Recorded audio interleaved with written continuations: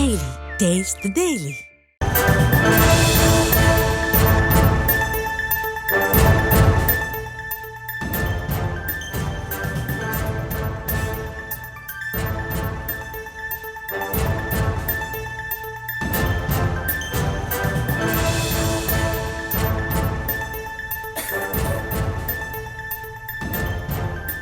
அண்மை செய்தியாக பார்த்து வருகிறோம். சென்னை கொடுங்கையூரில் நூற்றுக்கணக்கான வெளிநாட்டு மது பாட்டில்கள் அளிக்கப்பட்டிருக்கிறது. 2021ஆம் ஆண்டு சட்டவிரோதமாக விற்பனைக்கு வைத்திருந்த வெளிநாட்டு மது பாட்டில்கள் அளிக்கப்பட்டிருக்கிறது. அது தொடர்பான அண்மை செய்தியை பார்த்து வருகிறோம்.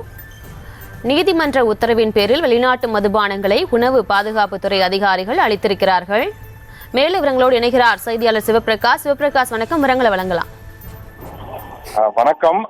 கடந்த 2021ஆம் ஆண்டு பர்மா பஜாரில் சட்டவிரோதமாக விற்பனைக்கு வைக்கப்பட்டிருந்த 806 வெளிநாட்டு மதுபான பாட்டில்களை பறிமுதல் செய்தனர். அப்படி மதுவிலக்கு அமலாக்க பிரிவு சார்பில் பறிமுதல் செய்யப்பட்ட அந்த பாட்டில்கள் இத்தனை நாட்களாக குடோனில் வைக்கப்பட்டிருந்து இது குறித்த வழக்கு நடைபெற்று வந்தது.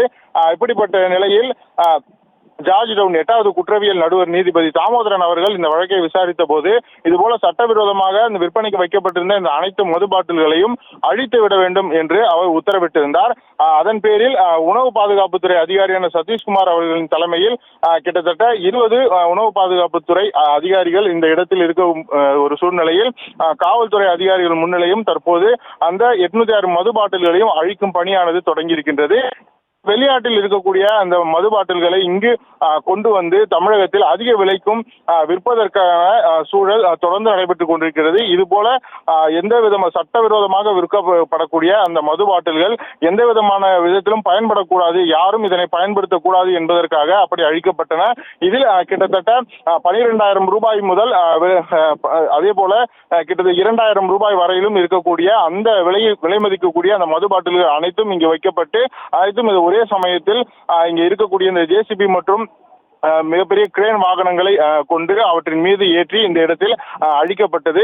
இது போலதான் வெளிநாட்டிலிருந்து கொண்டு வரக்கூடிய அந்த மது பாட்டில்கள் எந்த இடத்தில் சட்டவிரோதமாக விற்பனைக்கு வைக்கப்பட்டாலும் அவை அழிக்கப்பட வேண்டும் என்றும் நீதிபதி உத்தரவிட்டிருந்தார் என்பது குறிப்பிடத்தக்கது. விவரங்களுக்கு நன்றி சிவபிரகாஷ்.